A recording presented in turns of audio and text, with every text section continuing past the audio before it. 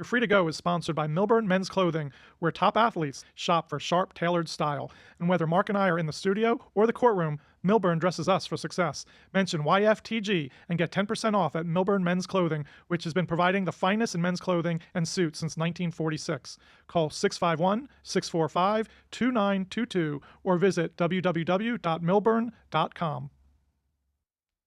Welcome back, everybody, to your favorite podcast, You're Free to Go, with Guy Fronstin and Mark Nurik. Both of us happy to be here today.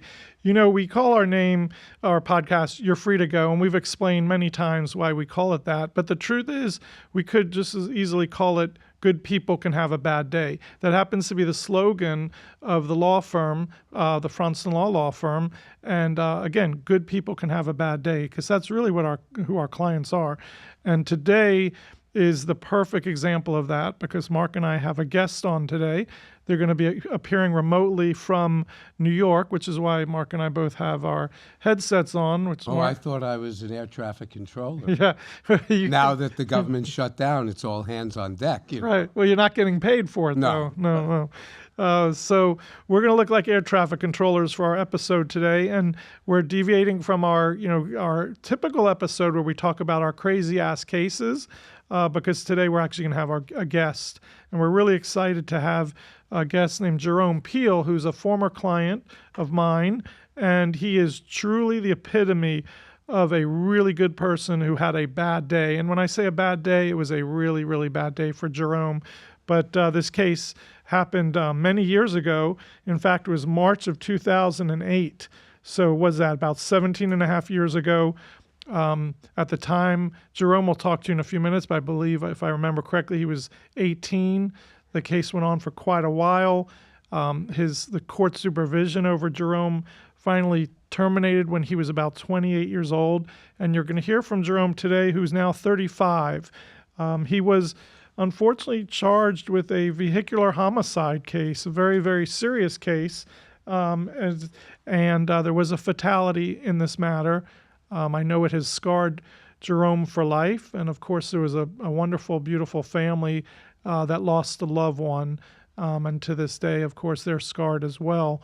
So without further ado, I want to get Jerome on the camera and introduce you all our listeners, to Jerome. And we're going to let him tell us a little bit about his story. And then Mark and I will just have a nice conversation with Jerome so you guys can really hear how a case how it works through the system, and how it can really affect an individual and how they handle it. So, Ben, if you want to put Jerome on screen, we appreciate it. There he is. Welcome, Jerome. Hello, Jerome. So you're up in New York right now? Yeah, I live in Chinatown, like the Lower East Side, lower area in Manhattan. Great. And I know you and I haven't seen each other since we got you off probation early, which was a few years back. So it's nice to see you.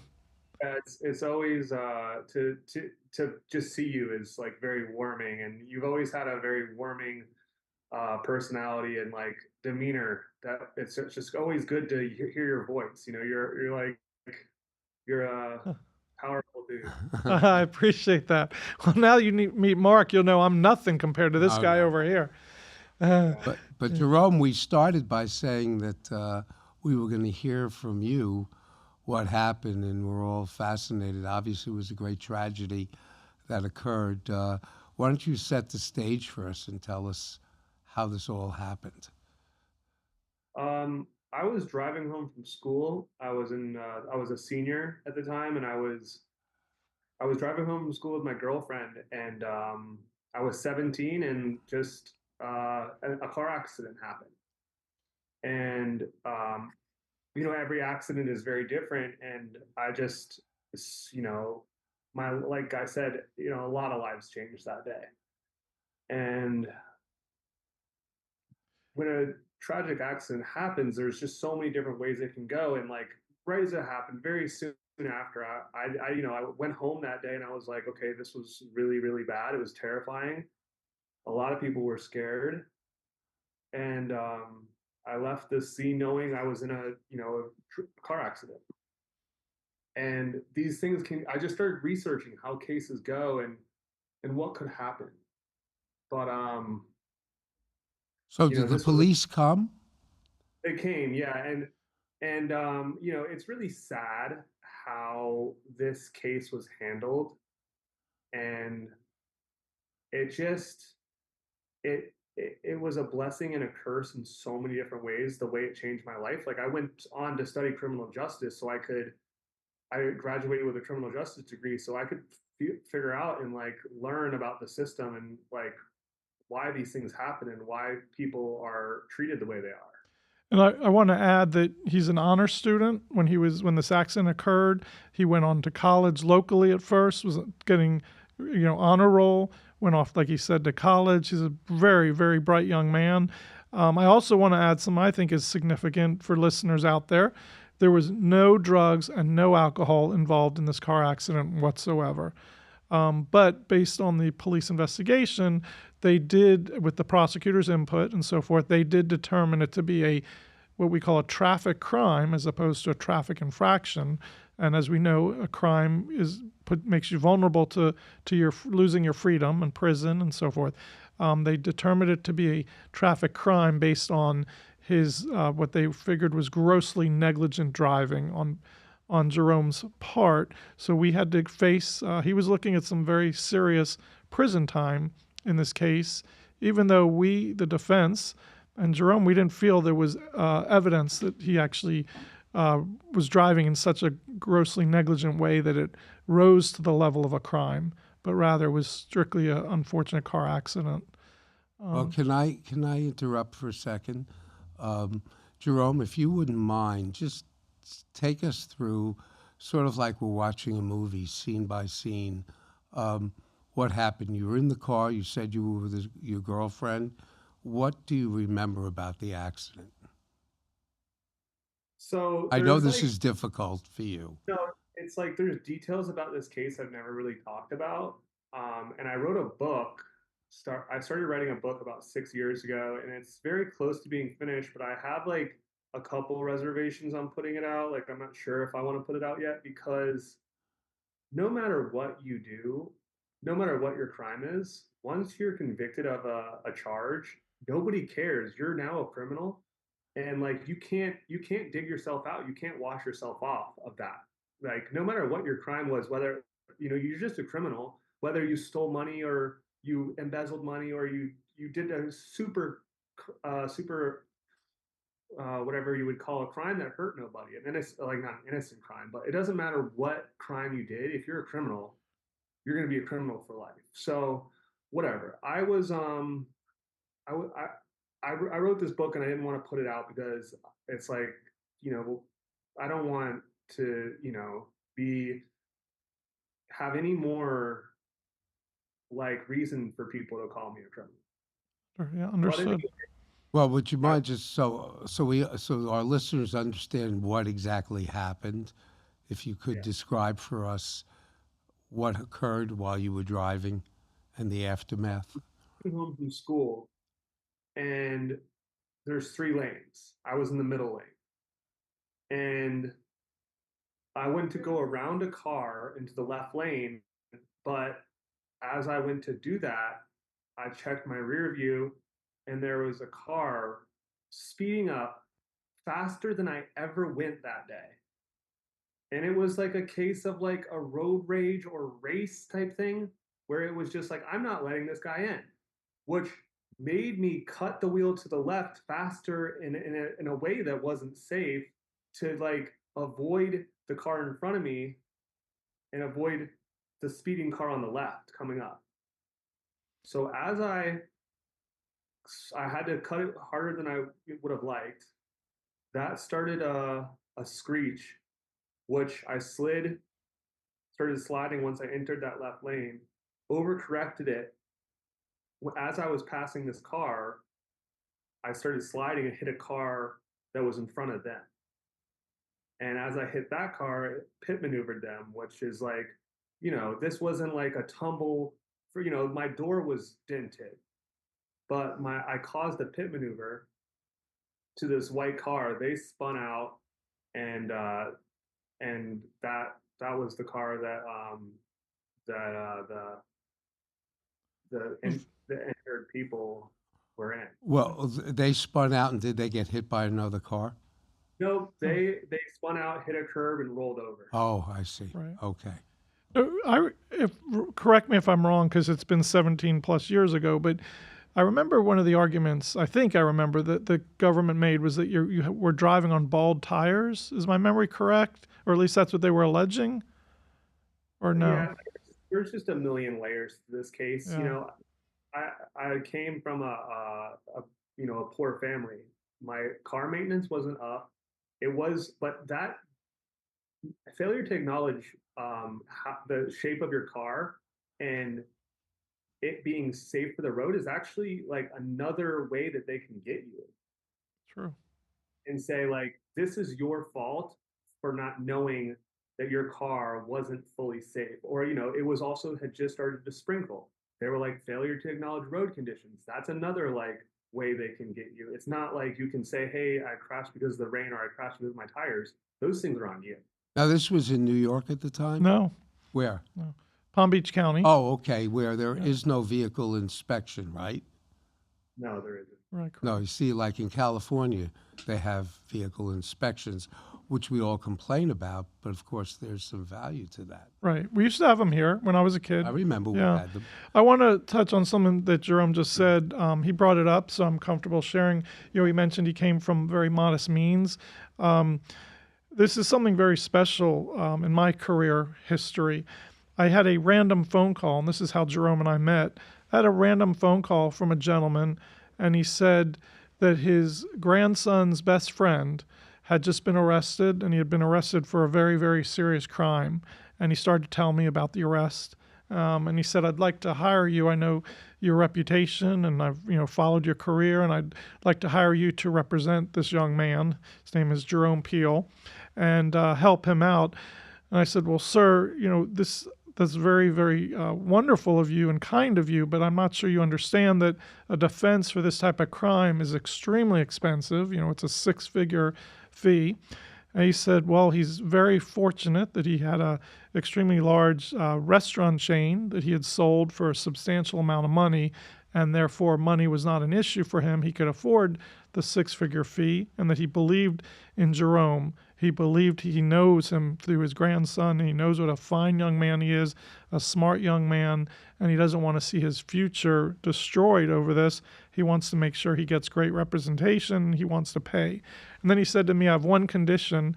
That condition is that no one ever know that I'm the one that I want to, I want it to be, anonymous, that I'm the one that's hiring you to represent him." Now, of course, I agreed to honor that request.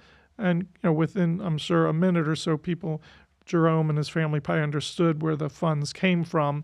But that will always stick with me, that just such a wonderful human being came forward and helped out. And Jerome, you can think your outcome, I don't want to, sound braggadocious or what have you, but the outcome, your future, your life could have been very, very different had you wound up with the public defender's office, which is where people who can't afford to hire a lawyer wind up. They wind up being represented by a free public defender who are good lawyers and they're hard workers and they are very passionate about their job. But the public defender assigned to your case would have had at least 300 other cases they were defending. And when I was representing you, I only had maybe 12 cases at the time. So that's the problem with the public defender. There just aren't enough hours in the day, and they have to shoot from the hip. They don't have time to prepare a case properly and so forth. But they are good people and hardworking, smart lawyers. So thank God for that very, very kind and generous man who stepped forward because he recognized that you were a life worth saving, and he hired me, and that's how we met. I imagine you think about him often. I do. I'm super grateful for everything that he did and where I am today. And I definitely owe whatever. I owe a lot to that family, and they've just changed my life forever. Right? So we've started the beginning of this. Now, he gets arrested. Yes. Was he arrested on the scene, or they came to the house? They waited till I was 18 Oh, so that they could take me to like real jail. okay. It was all strategic. It was very strategic. How long afterwards, the accident? I think a little over a month. Okay. So the accident was March 8th of 2008. I'm trying to remember when your birthday is your birthday is when is your birthday? April 20th. Yeah. Yes, they waited. They waited over a month. So then you arrested, the guy is hired, and I what was did, arrested, and at first I did, was assigned a public defender. It right. wasn't for a little bit that, once I was in jail and got out, they were like, "You have a public defender," and then, my good friend was just like, um, he had told his grandfather, I guess, and I was like, "Hey, we're gonna get helped out." Yeah. Okay, so then what happens? You get the case guy, and he's charged with what? Vehicular homicide and reckless driving. Okay, and the vehicular homicide, the criminal charge is based on the fact that he was recklessly driving, according Correct. to the state. Hmm. So how did you defend it? Well, there was a lot of good we had with Ben, but I'm with Jerome. Sorry, with Jerome. Ben's our Ben's our engineer over here. I'm here. Ben, you'll call us if you're arrested. Exactly, I will. He's the real troublemaker. Jerome's a good guy. Yeah. So there was a lot because Jerome, had such great credibility. That was the first thing, was getting humanizing Jerome to the prosecutor and letting them know what a good kid he is, smart kid, hardworking kid, look with a bright future, and showing them that this was a very unfortunate car accident and not a crime. We weren't successful. I wasn't successful in convincing the prosecutor that, and the case actually wound up going to trial. We went to trial, and as Jerome, I think, did a really nice job describing how the case or the driving situation occurred and the fatality and accident and so forth, the jury agreed. And our listeners know from past episodes that this would be a case with 6 jurors and that a jury verdict has to be unanimous. In this case, at the end of the closing arguments, when the jury deliberated, they came back 5 people voting not guilty, and 1 juror voted guilty. So that's what we call a hung jury, as we've talked about on past episodes. And whenever there's a hung jury, the prosecution has the choice. They can retry a case. People hear the term double jeopardy. You can't be tried for the same thing twice.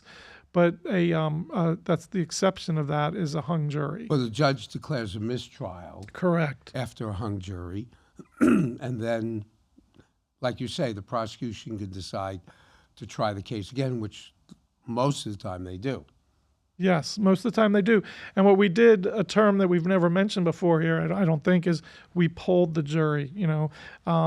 The judge asked if either side, prosecution or state, when the verdict came back, yes, would either of you, the prosecution or the defense, would you like me to poll the jury? And we said yes, and that's how we found out. Polling the jury is asking each juror number 1, what was your verdict? And we were able to find out that there were 5 people that voted not guilty and 1 voted guilty. So because it was so dominant not guilty, we as the defense, we felt pretty good. Let's tee it up and try it again.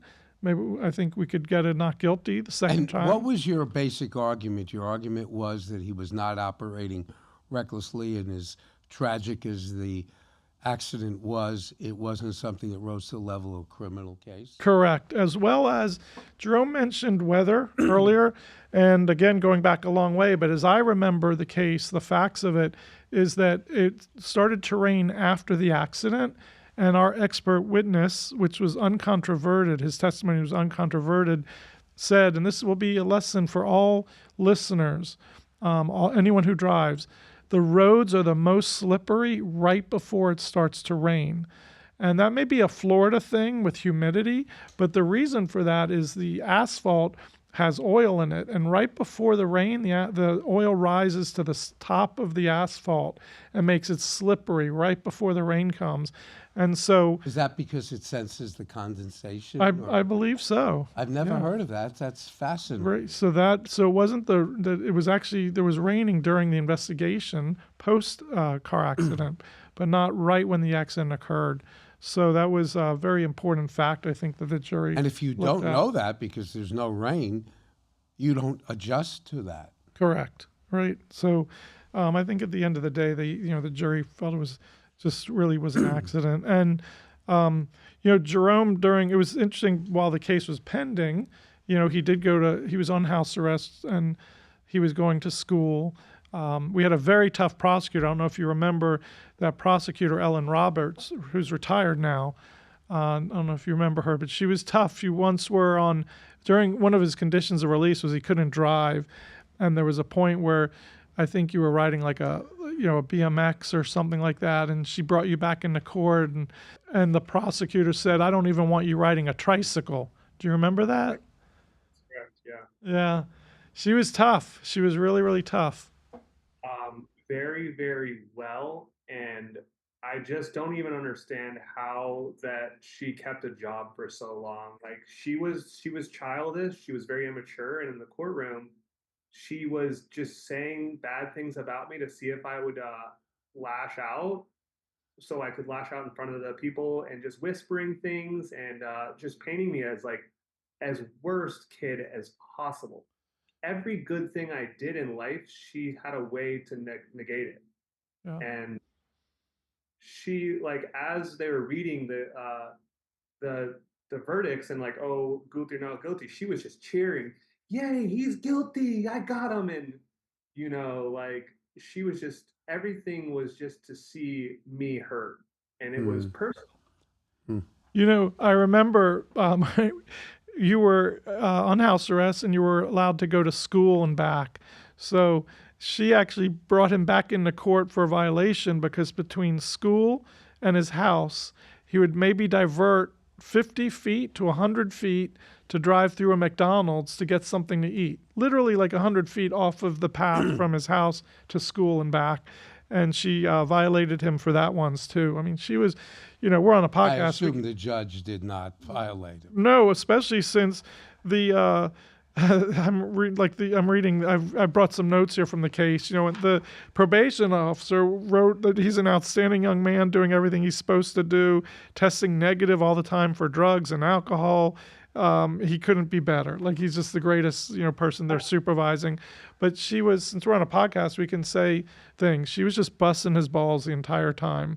Wow. Now, Jerome, in all fairness, prosecutors are very aggressive, and she was a very aggressive prosecutor. And I think, Ben, you're trying to sell us. No, Jerome was just trying to say something. You guys couldn't hear him. Jerome, go ahead and say what you were just about to say. So I stopped on a bike and got fast food, and I was arrested and went back to jail for a month because of that. Right, before we had the hearing.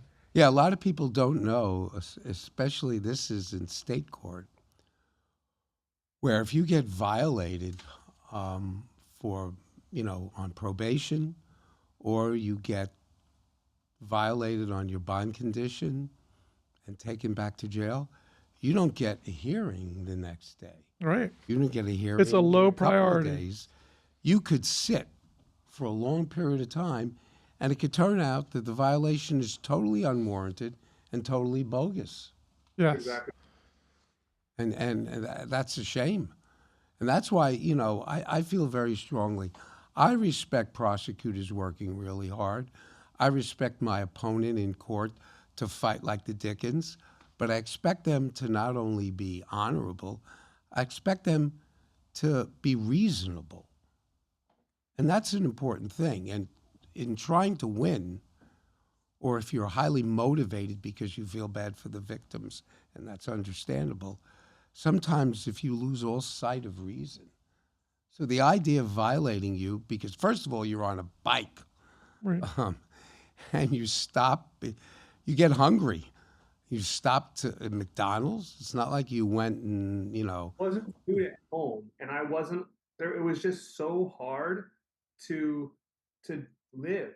I didn't have food at home, and I wasn't able to work. Right. There's just no way for a criminal to ever succeed.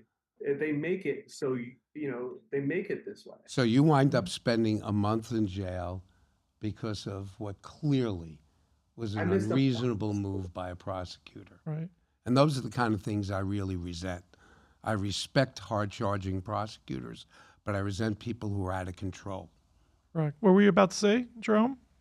I was in school at the time. I was in college, and I missed a month of college because I was in jail. And when I got out, I went back to school, and I was like, they were like, I thought that you were gone. And I explained what happened, and they were just like, I'm so sorry that every class I had, had a full schedule. Every teacher was like, "You're a very great student, and this is very unfortunate." And I could never believe that you would ever be there. So, in these classes, you get like 3 absences before you have to drop out. I had a month of absences, and they said, "Come back in." Got A's in all those That's classes great. because By the teachers, way, I'm sorry, go ahead. no one else did besides Guy. hmm Mm-hmm. Guy, I'm curious, when you went in front of the judge on this bond violation, what did the judge say? He really bowed, believe it or not, or kowtowed to Ellen Roberts, the prosecutor. You may remember her name. She was a long-time career prosecutor, very well respected, I think because people liked aggressive prosecutions. So he let her pontificate and run around the courtroom and yell and scream, but at the end of the day, he ruled in our favor. Did he say anything in particular? No, I don't. I don't remember. Jerome, do you? I remember that day very, very well. Who was the judge? Was it Judge Rapp? Yes. Mm-hmm. Yeah, Judge I Rapp. remember every detail about this case very well. The judge said, "Okay, what are you here for?" And I said, "I'm here because Jerome deviated from his path and went to get fast food." And the judge goes, "Okay, now tell me the truth. Why are you here?" And Guy repeated himself, and the judge didn't even believe that. He goes, "No, there's something more that he did. I want to know what he actually did." And Guy said again, "No, he just stopped for food." And the judge goes, "Okay, get out of here. Right. Have a good day." Yeah. Yeah. And he was like, "Don't waste my." Wow. Well, what I want to do, Jerome, is we do have to take a break because our sponsors pay us for these shows. So we want to do that. But when we come back, I want to just describe your early termination, how we got you off probation, and then I want you to share with the audience what you've done with your life, why you moved from Palm Beach County as soon as you were off of house arrest to New York, and I know they're going to love hearing it because I'm so proud of you and so honored to be your former lawyer but now a friend. So I want to do this commercial, and then I can't wait for you to share your story with our audience.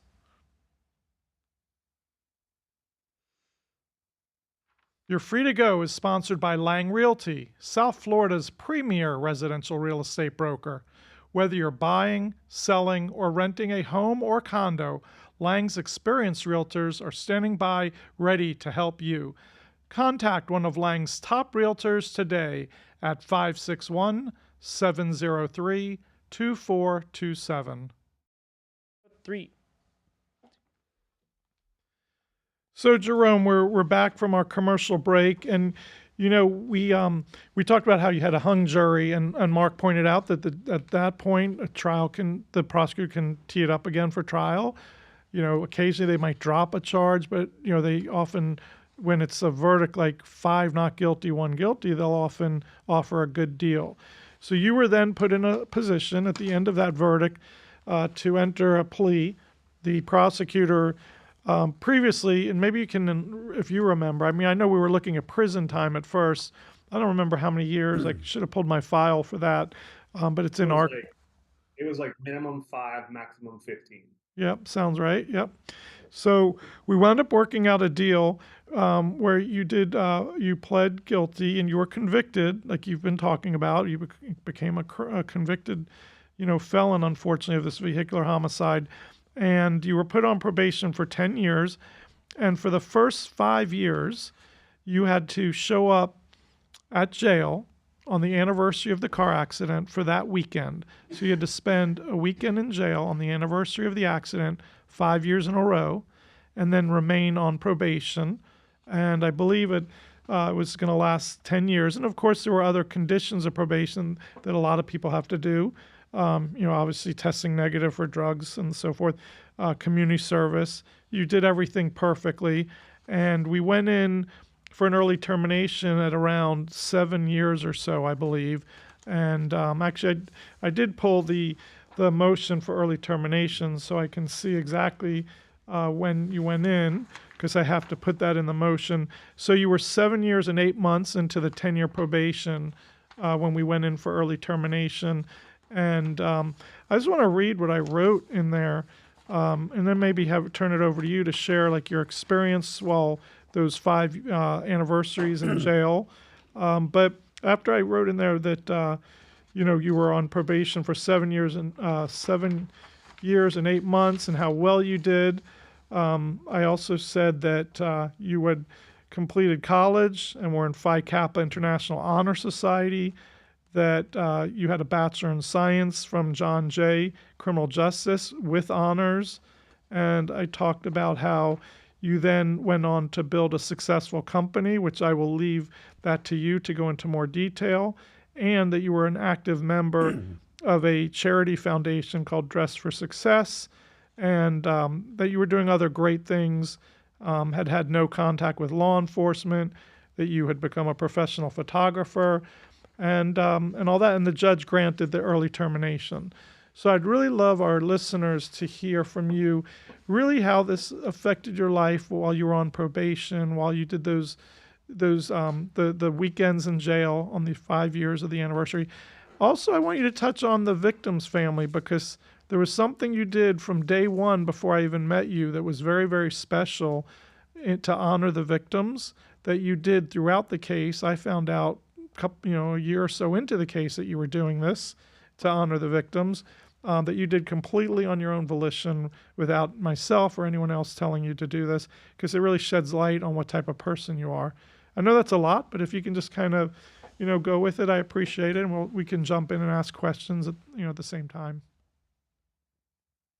I think to start, nobody really knows what it's like to be in that situation. Like, I applied at the Gardens Mall for all these positions, and I applied at PacSun and Apple Store, and I got very far along the way in the process, and eventually they just said, "Hey, I'm sorry, you have a felony, you can't work here." And I just heard that time and time again. But it's really what drove me and said, okay, no, I'm not going to work for anybody. I have to work for myself. That's my only option. So it just drove me to like push harder and know that I was going to be an entrepreneur. And that's what led me to like creating a brand, which I'm wearing.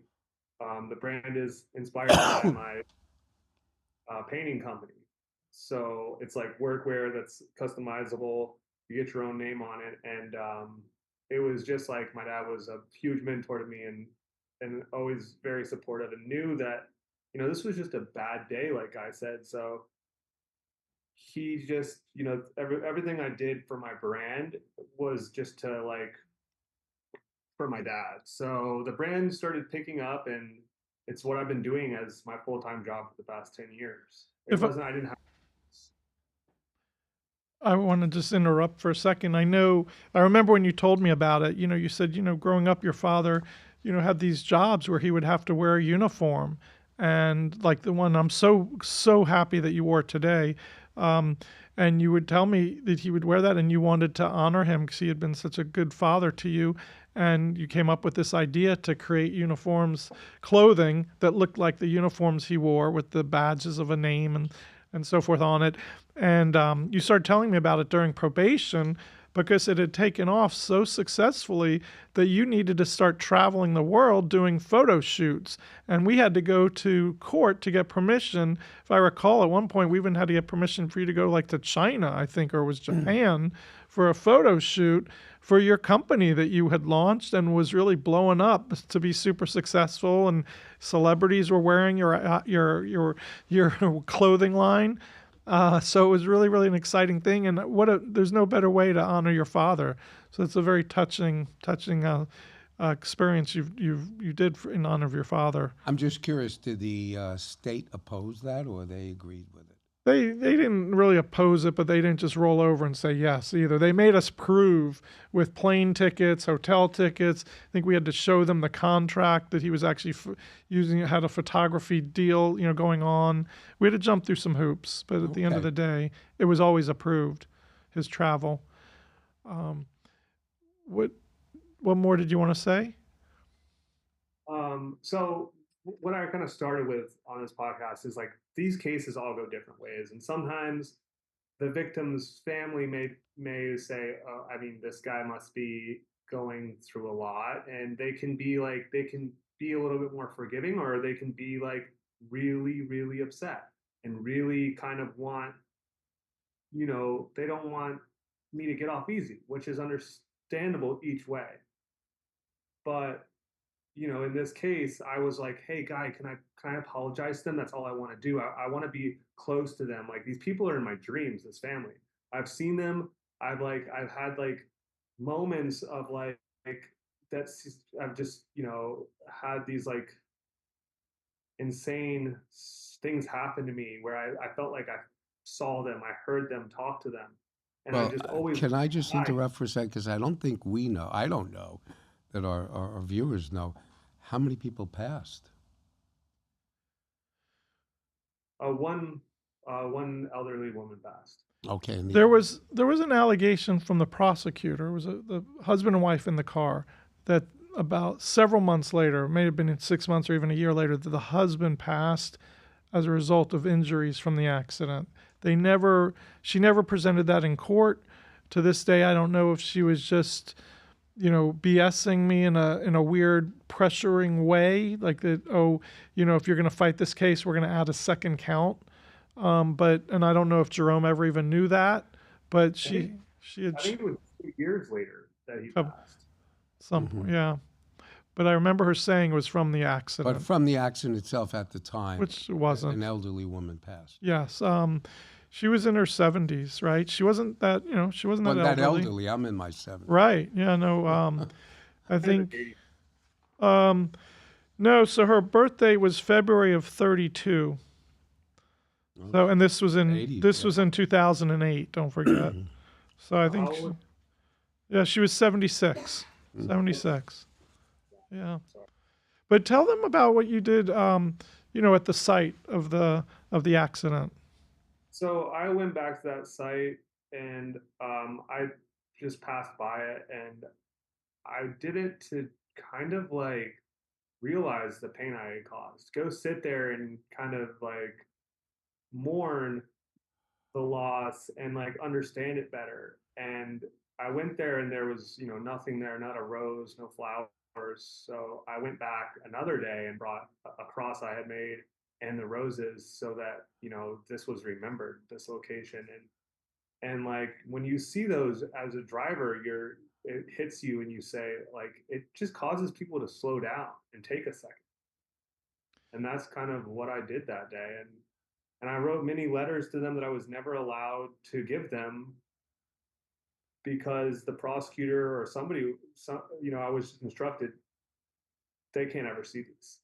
They don't want to see them, or Ellen didn't want to show them, or, there's just a lot of, it's unfortunate you can't just speak to these people and get stuff off your chest. That would really help a lot of people. True. And I remember them asking, well, who's keeping this the accident site up so neatly and so nicely with fresh flowers all the time and very clean? And I asked Jerome, and he's like, oh, I go there regularly and I keep it. I make sure there's fresh flowers, and it was on his own volition. I never asked him to do that or directed him to do that. And but wasn't there a point where you did speak with the family, like once you were on probation or at some point, or no? It's like that is like a kind of a hard thing to kind of like understand. So as I have this brand and it's like getting popular, there was somebody in the comments that would comment every once in a while and say, hey, don't support this brand, he's a killer, which I've just dealt with. The people don't let up on that. 20 years go by or 18 years, people aren't stopping. So in the comments, and I reached out to them and I said, hey, you want to talk? You want to just have a chat? Because you don't know me. You don't know the pain that I go through daily. So like, if you want to have a phone call, let's do it. And I think the next thing I know, I don't know if it was a coincidence, but I get an email from somebody in the family. And they said, hey, I'm part of that family and I want to talk to you. So we just started talking, and it was like I don't remember exactly how long, but it was within a few days we had both told each other that we loved each other. And that's when kind of things turned around for me, when I got to like clear that or not clear it, but like talk about it to like the people I had hurt and let them know like I love your family. And I always will, no matter what. No matter if you hate me for life, I'm going to love your family because we are forever bonded. And it was like I didn't even want a truce. I just wanted my love to be there for them. But eventually, I think somebody did soften up or whatever, and we just I was able to tell them my emotions, and like it really helped a lot. Mm. I'm so glad. I wanted to ask about, I think, something that's very prevalent in our society, which is the problem of convicted felons being able to support themselves, getting decent jobs. Um, and we know you lose the right to vote unless you have your rights restored, but people don't realize the collateral consequences are enormous. You have a hard time getting hired. Sometimes your banks, especially in white-collar cases, they throw you out. You have to find some other bank that'll handle your accounts. And your experience, you told us that you couldn't get jobs for a while, and that's what's caused you to go on the path of doing your own business. Did you ever get to a point of talking to somebody and asking them why they couldn't hire you just because you were a felon? It's not for a while that this affects you, it's for life. When I got so far in the hiring process at Apple, which is a very hard thing, it's like there was like 8 times I was at an Apple convention learning about the products, and finally just said, hey, it doesn't matter what you did, it doesn't matter if it was violent, non-violent, it just you have a felony and you can't work here. Did That's it. somebody specifically tell you that in a conversation? A company email, but I was like, hey, can I appeal that? And they go, no, you can't appeal that. It's just Hmm. company policy. It doesn't matter what you Mm-hmm. did. You can't work here. And that will continue. For me, I can go get a job at, I think a couple of these amazing corporations offer jobs to criminals, but it's it's not anywhere you want to work with a college degree that can really like, have you living comfortably in New York City. Hmm. So I don't think it's possible. I remember when we were trying to get your early termination off of probation. We had a bunch of letters from your professors. They were telling me such, saying such great things about you and so forth.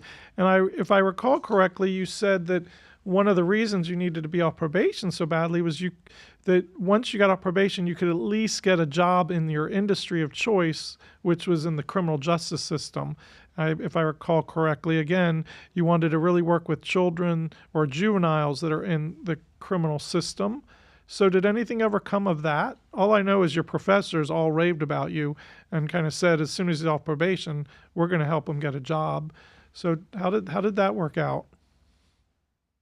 I have the most extreme support from every teacher I ever had. Like, I don't know, that was just, I feel like I was blessed. But my teachers loved me. And um, a couple years later, I did go into a lot of the NYPD intro courses. I took the tests to go into that industry, which my thing would be to help juveniles, being a juvenile probation officer. And I just, while having a probation officer, I realized that like a probation officer can ruin your life, or it can be like your coach, your therapist, and like I had a great dad, but a probation officer can be a dad in a way for a lot of these kids that don't have that. And as a probation officer, you have the authority that you can change people's lives every day. Sure. Hmm. That is a goal, and if I didn't have the clothing brand, I would be there trying to do that. And regardless, I'm still have like not too far off from getting that like job. It's there. It's always like it's not even a plan B. It's just if I need to do that, or if the time comes, Can maybe you that'll do be that with your conviction? guy would have to pull some strings. Guy would have to. I'll do anything for you, Jerome. You know that. We'd be back on board again. That's not far off. Like, I feel like, there will be a time I have to ask him. Hopefully it's, while he's still practicing. Be my pleasure. Well, we're happy that everything is turned around for you. It seems like you definitely deserve it. And it's a tragedy, but you've moved on. And it sounds like you've done the right thing in every respect. Tried to make peace with the family. And I applaud you for that. And sorry you went through what you went through. And it this started with guys saying sometimes just good people can be involved in bad situations, and that's exactly what happened here. So we wish you a lot of luck going forward, and good luck with the clothing brand. I like my name on my right side, not my left. Maybe we should have him as a sponsor. Yeah, you'll be all right. Is there anything you want to say as we wrap up? Because I know this is really the first time you've spoken, I believe, in all these years. And yeah, I haven't spoke, but it's like, it's tough to understand how many people were hurt in this. But I came out, this was my first and only charge, and I want to keep it that way for life. And it taught me a massive lesson about how scary things can get. And forever, Guy I was just so fortunate to have him, because he handled this with a 17-year-old kid or 18, just like such a warm and caring person. And that is so hard to come by. In my years, I've never seen another lawyer like that. That's great. Thank you. Wait, I have one other question. It's more on a personal level, though, but I had a client bring this up to me once. I want to see if it's affecting Jerome at all. How about dating, Jerome? Is that something, does this conviction, because nowadays people look, I remember when I became single, I'm fortunate to be married now on a second time, but in that between first and second, someone comes up to me on a date and says, "Oh, I see you lost in the finals of the club championship in tennis last week." I'm like, "How did you see that?" "Well, I Googled you and I saw it was published on the." So nowadays, before people go on dates, they Google and they see things. So I'm just wondering, was that an issue for you as far as friendships, or in particular like dating? Do you meet someone and they say, "Oh, I see you have a felony conviction, I can't go out with you"? Or Yeah, it's never ending. It doesn't matter that it was so long ago. It's forever there. And I can only hope that it has affected me multiple times. I've dated girls' parents have just said, "Nope, not him. Sorry. Tell him you're done, or I'm cutting you off." I'm like, your money, your rent, it's done if you continue talking to that guy. wow. Maybe you should think about being a motivational speaker, going to some high schools and talking about, or I don't know, you have a great story to tell that you're not a criminal. You may be a convicted felon, but you do not have a criminal mind. You do not deserve the consequences of a convicted felon, but yet that's what has fallen on you. I don't know, maybe we can talk offline about, how you could turn this around a little bit more if you want to. And I'm hopeful that today's, episode will help, maybe be the start of that as well, because anyone who judges you for that is just not a good person. Yeah. You said something that I think is very true. This is an example of someone who is a felon, but not a criminal. Yeah, that's Jerome. That is. We've represented a lot of criminals. Yes. Okay. Yeah. But he certainly doesn't seem to be one. No, he does not. So, Jerome, we really thank you for being brave enough to come on our podcast. And I think this has been very helpful, not only to us as lawyers, but to our viewers in hearing your story. And we wish you the best going forward. And you are always welcome to come on our show. If you think about something later, whether it's tomorrow or in a year from now, and you say, "Hey, I'd love to hop on an episode for a few minutes and touch on something," you always have an invitation. As we wrap up, you'll hear our last sponsor. There'll be a little ad for that, and then we can talk for a minute offline. Was there any last words on your part? I would love to go back on. It's just like this case has so many layers, and Guy was was a very honest and great lawyer, but he was going against like a team that was cheating. Well, that's the challenge we all face as defense attorneys.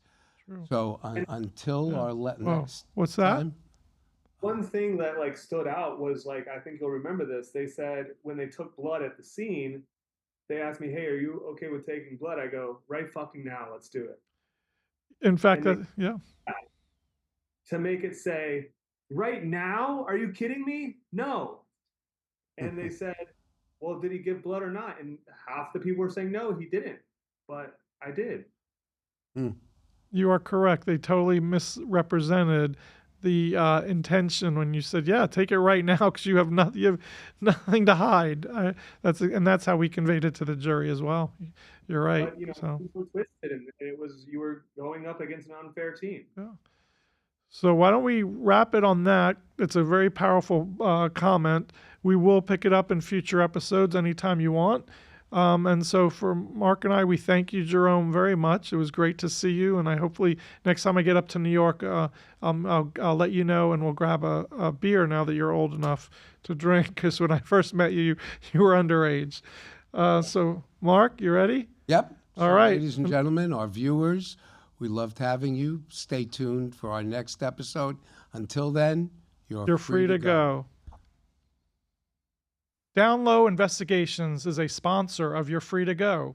Behind every great criminal defense attorney is a great private investigator. That's why Mark and I use Down Low to investigate cases all over the country.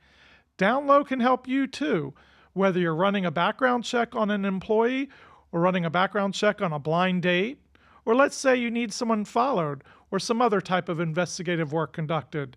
Down Low is the way to go. Call Download Investigations at 561-843-1806.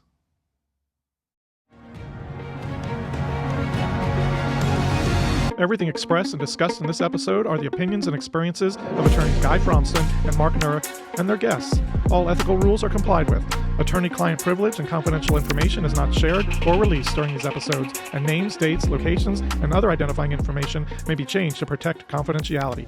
Topics are embellished, and none of the statements made constitute legal advice and should not be considered or relied on as such.